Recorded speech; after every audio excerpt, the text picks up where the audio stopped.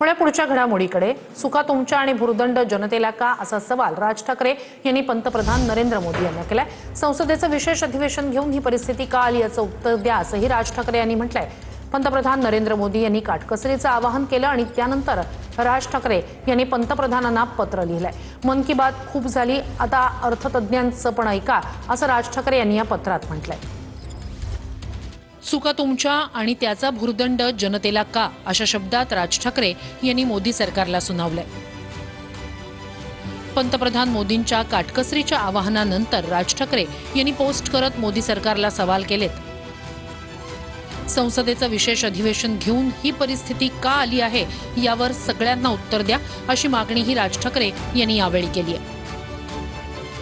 स्वतः पंतप्रधान आणि त्यांचे सगळे सहकारी देशभर काहीशे गाड्यांचा ताफा घेऊन मिरवणुका काढतायत,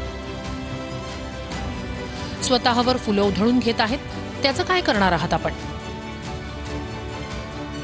चुकीबद्दल दिलगिरी व्यक्त करून यापुढे माझ्यासकट कुणीही असं करणार नाही असं सांगणार का?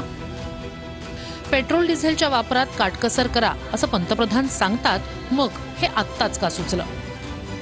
निवडणुकीत प्रचार रोड शो करताना कोट्यवधी लिटर्स पेट्रोल डिझेल वाया गेलं तेव्हा का नाही सुचलं? अफाट पैशाचा खेळ करून मतदान मिळवलं तेव्हा का नाही सुचलं?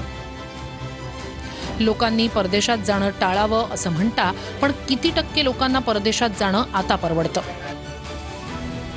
ज्या वर्गाला परवडू शकतो त्यांना पुढच्या महिन्यात कंपनी कामावर ठेवेल का याची खात्री नाही। स्वतः पंतप्रधान 15 मे पासून 5 देशांच्या परदेश दौऱ्यावर निघालेत। हे दौरे तुम्ही थांबवा, मग आवाहन करा।